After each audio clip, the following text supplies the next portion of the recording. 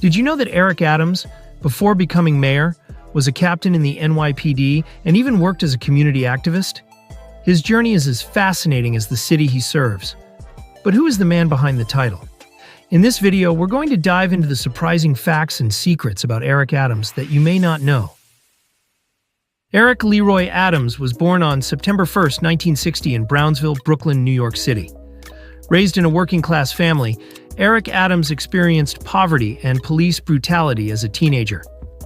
Mr. Adams and his brother were beaten in the 103rd Precinct Police Station in Queens when he was just 15 years old. According to the New York Times, a number of police killings of black youth in New York spawned an activist movement led by the Reverend Herbert Daughtry, called the National Black United Front. Mr. Adams, who had his own share of run-ins with the police while growing up in Brooklyn and Queens, became one of the movement's young stewards. It was the Reverend Herbert Daughtry who first gave Mr. Adams the idea to become a police officer. Adams began his career in law enforcement as a transit police officer, patrolling the subway or in a radio car. In 1995, he became a member of the police department after the transit police merged with the NYPD.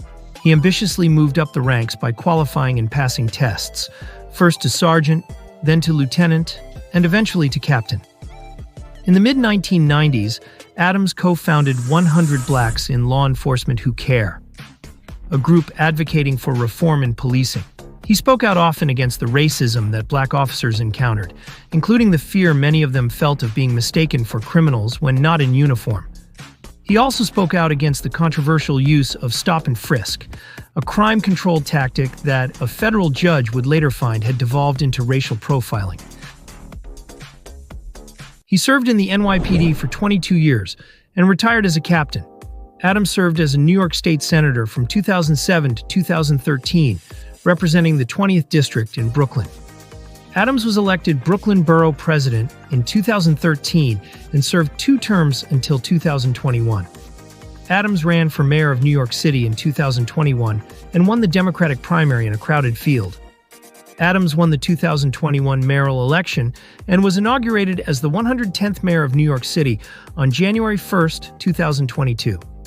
He is the second black mayor of New York City after David Dinkins. Adams is a committed vegan and has often spoken about the health benefits of plant-based diets, particularly in managing his type 2 diabetes. After being diagnosed, Adams changed his lifestyle, adopting a vegan diet, which he credits for saving his health. Then, the problems started for Mayor Adams. Big problems. On September 26, 2024, he was charged with bribery and campaign finance offenses. My fellow New Yorkers, it is now my belief that the federal government intends to charge me with crimes, according to the federal indictment filed by U.S. Attorney Damian Williams. For nearly a decade, Adams has used his prominent positions in New York City government to obtain illegal campaign contributions and luxury travel. Adams solicited and accepted these benefits from foreign nationals, businessmen, and others.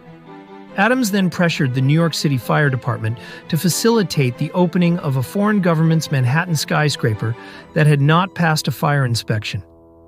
To conceal this criminal conduct, Adams took steps to hide his receipt of improper benefits from the public and law enforcement. These charges will be entirely false, based on lies. But they would not be surprising. I always knew that if I stood my ground for all of you, that I would be a target, and a target I became. The federal indictment claims that Adams not only accepted but sought illegal campaign contributions to his 2021 mayoral campaign from foreign nationals. As well as other things of value, Adams sought and accepted illegal campaign contributions in the form of nominee or straw contributions, meaning that the true contributors conveyed their money through nominal donors, who falsely certified they were contributing their own money. For months, leaks and rumors have been aimed at me in an attempt to undermine my credibility and paint me as guilty. The indictment says Adams compounded his gains from the straw contributions by using them to defraud New York City and steal public funds. New York City has a matching funds program that matches small-dollar contributions from individual city residents with up to 8 times their amount in public funds to give New Yorkers a greater voice in elections. Adams's campaigns applied for matching funds based on known straw donations, fraudulently obtaining as much as $2,000 in public funds for each illegal contribution. As a result of those false certifications, Adams's 2021 mayoral campaign received more than $10 million in public funds. Just this past week, they searched the home of our new police commissioner, looking for documents from 20 years ago, just 1 week after he joined my administration. Enough. I will fight these injustices with every ounce of my strength and my spirit. The federal indictment alleges that Adams also sought and received other improper benefits from a senior official in the Turkish diplomatic establishment, such as free or discounted travel on Turkey's national airline to destinations including France, China, Sri Lanka, India, Hungary, and Turkey itself. He and his companions also received free rooms at opulent hotels, free meals at high-end restaurants, and free luxurious entertainment while in Turkey. According to the indictment, in September 2021, the Turkish official told Adams that it was his turn to repay the Turkish official by pressuring the New York City Fire Department to facilitate the opening of a new Turkish consular building, a 36-story skyscraper without a fire inspection.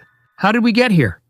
Here's what detractors of Mayor Eric Adams have been saying about his administration. I think we could all agree to be outraged over millions of taxpayer dollars being allocated for migrant services that are being totally wasted.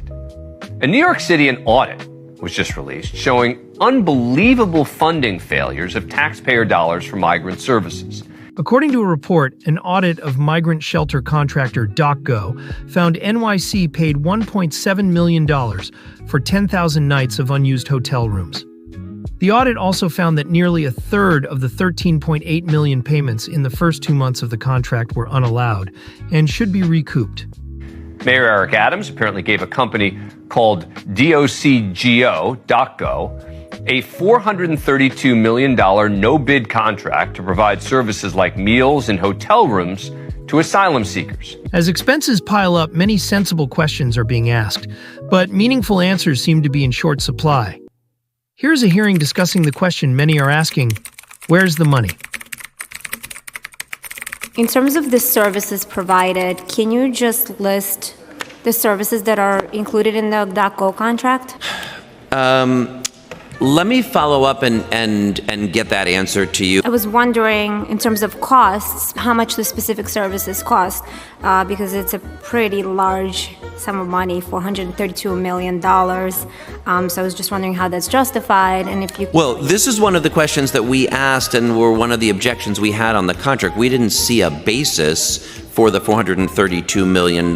We weren't clear what that was based on. How much, what are you providing, and how have you determined that $432 million is the right amount of money? And Meanwhile, the community has been reporting criminal activity from some of the recipients of the migrant funding.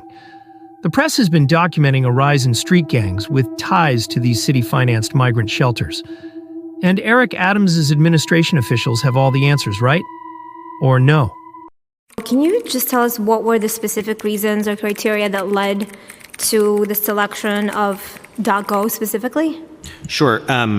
So we selected DocGo because they have this experience, for test and trace, for setting up, essentially vaccination centers. So how much is spent on shelter? So shelter is probably one of our largest services. Give me 1 second to see if we have that breakdown. Can I follow up with you on that? It is our largest line item, though. Yes, and how about on food? Sorry? How about on food? I will follow up with you on each line item after this hearing. To his credit, Mayor Eric Adams will say he warned the city about the problem with migrants flooding into the area. Full support. And let me tell you something, New Yorkers. Never in my life have I had a problem that I did not see an ending to. I don't see an ending to this. I don't see an ending to this. This issue will destroy New York City. Destroy New York City. We're getting 10,000 migrants a month. One time we were just getting Venezuela. Now we get Ecuador. Now we get Russian speaking coming through Mexico. Now we getting Western Africa.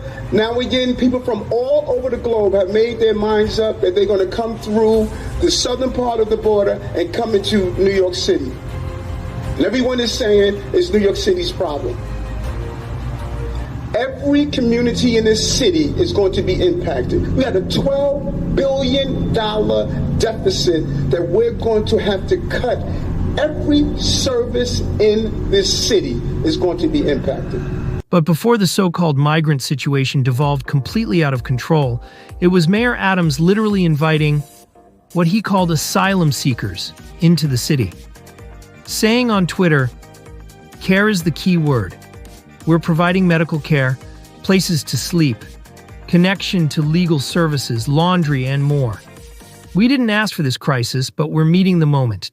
A few moments later. But we have reached a breaking point. We're no longer able to do that because of the volume in numbers. Just last week, we had 3,900 people that arrived here.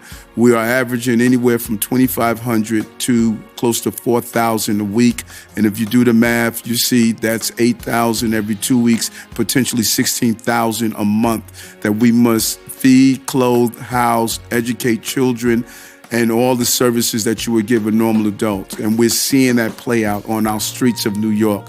And that is what the breaking point looks like, what we are experiencing right now. 2 seconds later. We stated several months ago that we have reached full capacity.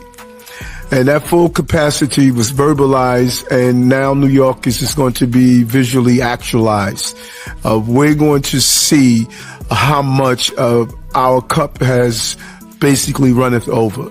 We have no more room in the city, and we need help. With the so-called migrant crisis in a full-fledged freefall, Mayor Eric Adams began to change his tune dramatically, doing a complete 180 from his sanctuary city stance to all of a sudden a focus on secure borders.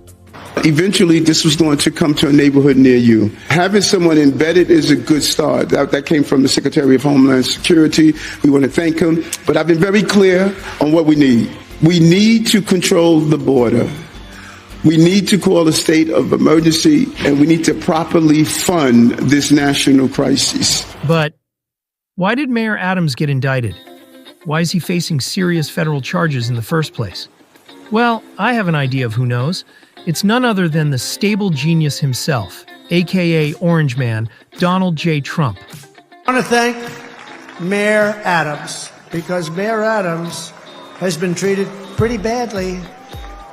You know, when he said that this whole thing with the migrants coming into New York, this is just not sustainable. You know, we can't do it. We're trying to run a city. We got 100,000 migrants coming. We can't do it. It just can't do it. It's not feasible. It's not good. He said it very nicely. I said, well, he's going to be indicted by these lunatics. A year later, he got indicted. So, what do you think? Do you agree with the federal prosecutors? Or does President Trump have a point? It seems like an amazing coincidence that as soon as Mayor Adams spoke out about the problems with the migrants in NYC, all of a sudden an indictment appeared. Thank you for liking this video. If you didn't like this video, share it with someone who will. Until the next time, subscribe for more trending interesting facts videos. Peace.